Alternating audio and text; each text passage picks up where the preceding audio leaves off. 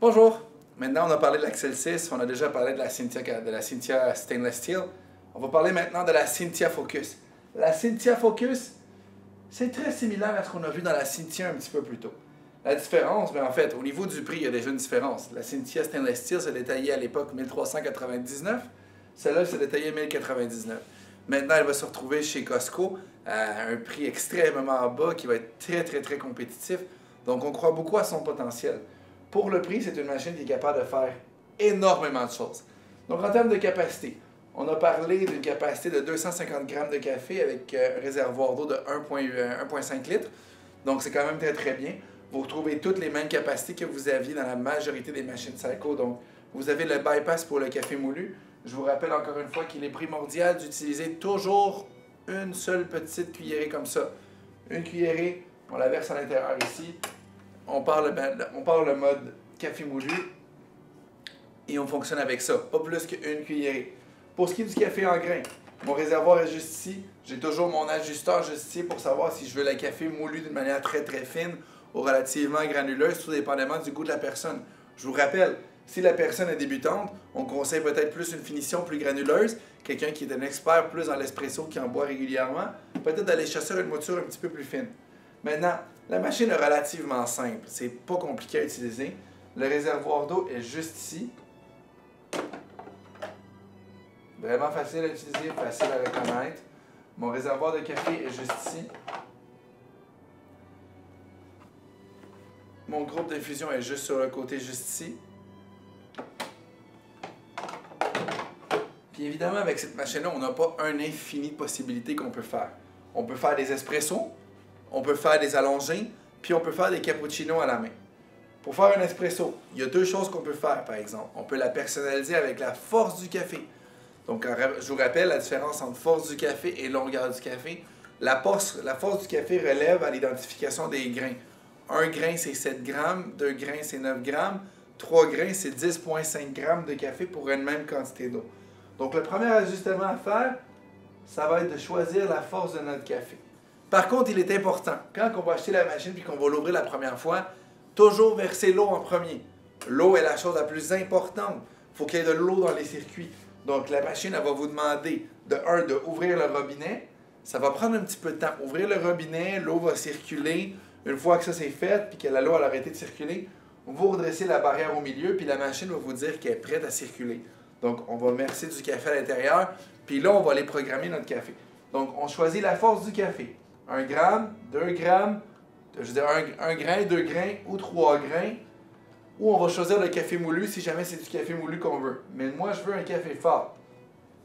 Maintenant, on peut programmer l'espresso court et l'espresso allongé parce que c'est les deux options que j'ai dans cette machine. Donc, pour programmer mon espresso court, tout ce que j'ai à faire, c'est appuyer sur espresso court qui est le bouton juste ici et je vais le laisser appuyer. Il ne faut pas que je relâche le bouton. La machine elle rentre en mode mémo, puis les 4 boutons ici vont s'allumer et clignoter en même temps parce qu'elle est en train d'enregistrer. Donc, qu'est-ce que j'envoie comme message à ma machine? C'est enregistre la quantité d'eau d'envoi que tu envoies actuellement.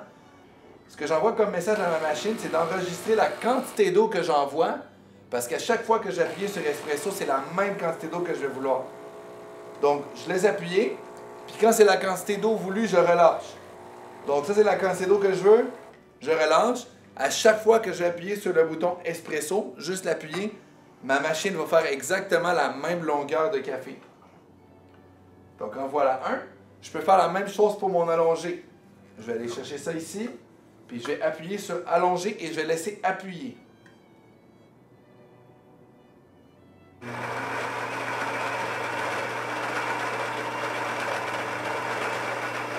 Encore une fois, les quatre petits boutons sur le petit écran que j'ai ici s'allument pour me dire je rentre en mode mémorisation. Donc, quand j'ai atteint la quantité de café et d'eau que je veux, je relâche et c'est tout ce que j'avais à faire.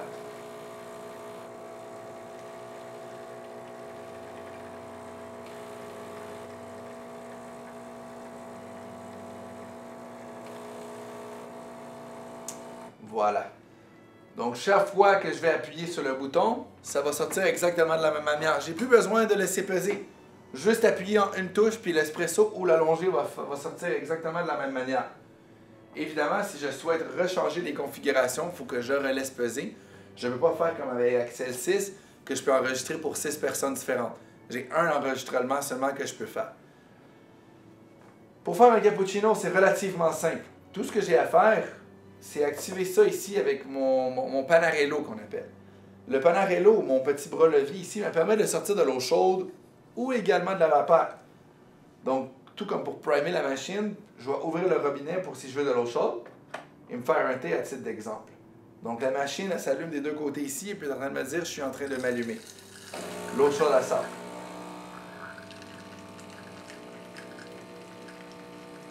Quand je veux plus d'eau chaude, j'arrête, je le ferme. Ça, c'est mon option chaude.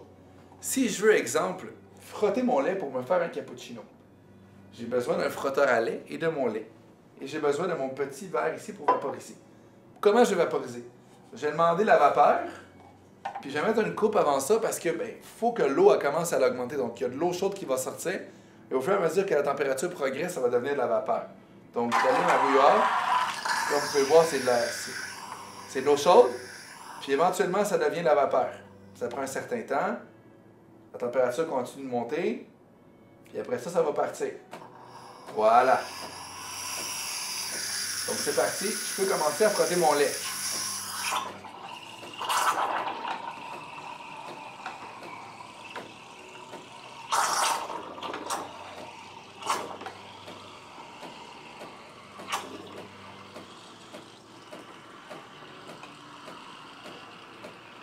Une fois qu'on a atteint la texture que l'on souhaitait, on fait juste frotter un peu le bord pour être sûr qu'il y ait un peu de mousse et que ce soit suffisamment mousseux comme on le veut.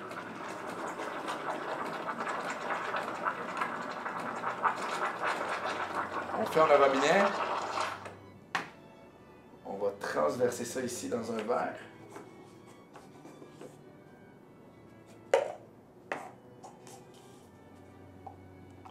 Le lait chaud qui sort en premier.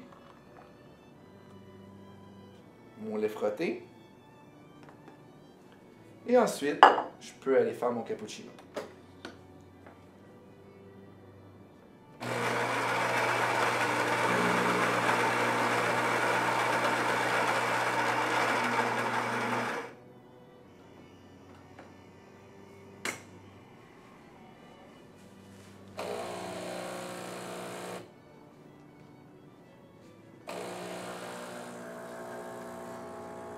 Donc mon espresso sort, mon lait est déjà frotté dedans, donc mon cappuccino est capable de fonctionner par soi-même.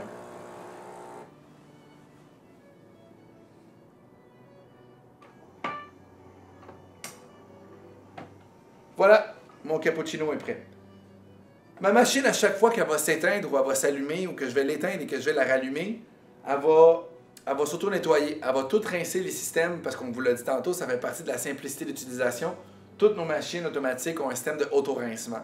Donc, on va envoyer de l'eau dans les circuits pour être sûr qu'il n'y ait pas de résidus de minéraux ni de café à l'intérieur. J'ai accès à l'eau juste ici. Je peux déposer mon filtre à l'intérieur qui va juste ici.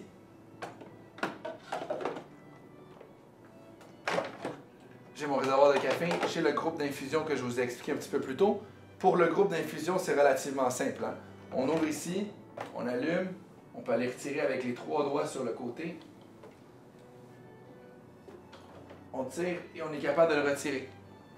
Voilà mon groupe d'infusion encore une fois. J'ai tout simplement le retirer et ma machine est prête. Je conseille fortement de le rincer à l'eau froide. Uniquement à l'eau froide une fois par semaine et non pas à l'eau chaude parce qu'avec de l'eau chaude, les huiles vont se diluer dans l'eau, ça va se transporter partout dans le groupe d'infusion puis ça peut créer des dommages à long terme. La machine telle qu'elle n'est pas en métal, hein? C'est un plastique, c'est pas comme la cimetière en acier inoxydable, entre autres pour la différence de 200 $, qui avait un prix régulier par rapport à l'autre, puis il n'y a pas d'écran LED, c'est vraiment un petit écran avec des boutons qui allument. Autrement, c'est exactement les mêmes machines, avec les moulins en céramique, le système de pré-infusion, le système d'adaptation de système, que les moulins s'ajustent automatiquement. La seule chose qu'on n'a pas par rapport au modèle un petit peu plus haut de gamme, c'est le fameux SBS qui nous permet de contrôler l'agrément. Autrement, c'est la même machine. Si vous avez des questions supplémentaires, je vous encourage à visiter le site de Philippe Saïko sur philippessaïko.com. Tous les détails sur la machine, les feuilles techniques et les images s'y retrouvent.